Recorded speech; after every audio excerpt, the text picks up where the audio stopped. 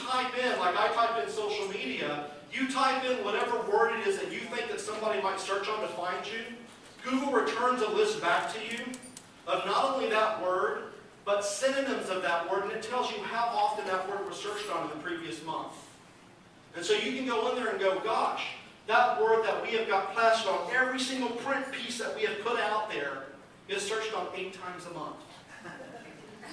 Sometimes it's kind of it's a letdown, you know, but it goes to, and it's something that's eye-opening, because also when you do this, you have to realize that people think kind of in a conversational way.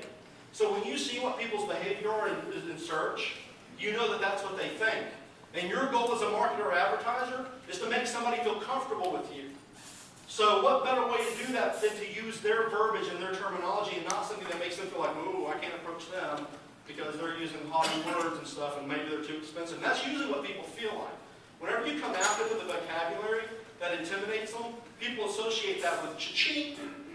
You want people to come in and talk to you, so at least you can get a face-to-face. You're more likely to convince somebody to use your products or services if you go in front of you than if they search for something and they go, ooh, too expensive for my taste. So that's number one. Use Google Keyword Search Tool. Foursquare, Go Wall, the fun stuff. I've checked in whenever I got here. And you know what? For marketers, it's a complete waste of your time. And it's like all we're talking about. Like Go Wall and Foursquare, these location-based tools, is all the media can talk about now. There are great opportunities for you to use these types of tools to have, like if you're going to purchase couponing. That's not social media though, those are ad buys. So you can go to Foursquare, and after this, if I go to downtown to take some pictures and I check into a restaurant, there may be a place that was smart enough to say, hey Jill, wait a minute. Before you place that order, come next door to this restaurant, we'll give you 10% off, or we'll give you free advertising. That's a great use of this stuff. But it's a social media tool, but it's an ad buy. So there's a great opportunity there. It's really good for hyper-local marketing. Otherwise, do not waste your time on it. Video. Using, one of the beautiful things about those charts that I showed you is the 2 single largest places you have audiences at are on YouTube and Facebook. And so whenever we do YouTube contests, we always make sure that Facebook is the key element in the viral aspect of our contest. YouTube obviously has the audience for viewing the content. Facebook, you're much more likely to get people to latch onto something and share it with their friends though.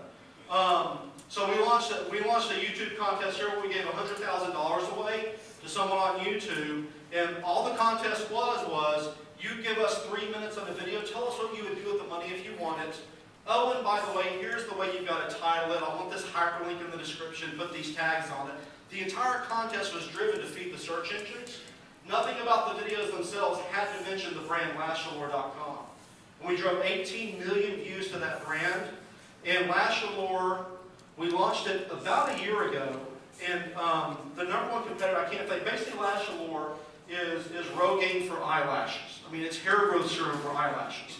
And their main competitor, I can't think, maybe someone in the room knows, Brooke Shields is their spokesperson. But Latisse. So Latisse was the 800-pound gorilla in the market, right? When we started the campaign, Latisse had about 600,000 links back to their website. So basically, for me, that was my goal. I've got to get us better represented than Google and Latisse is. Bad for Latisse, bad for Latisse and bad for us. At that same time, there started becoming a lot of news out that Latisse was turning women who had blue eyes. They found out that Latisse was turning the pigment in their blue eyes brown. Not very good for the brand. So all of a sudden, all this press started piling up about Latisse, and so I had a bigger issue. It had nothing to do with them being good. It had to do with the fact that their product sucked. But I still had to fight over that. After we ran this campaign for about 6 months, we had 850,000 links after 6 months. Because people were out there, we were teaching them in social media how to link to their blog or to their video, how to get their friends to view it and stuff like that. So we came out of the gate with literally $100,000 was our entire budget for the campaign.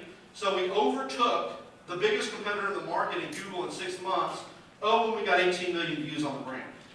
This woman that won, Tessa Violet, she was nowhere to be found in Google. After the campaign, she was in the top 10 of personal video blogs on YouTube. And we ended up having her on 4 different local TV stations, kind of pretending to give her the check from her restaurant. Oh, I'm surprised again.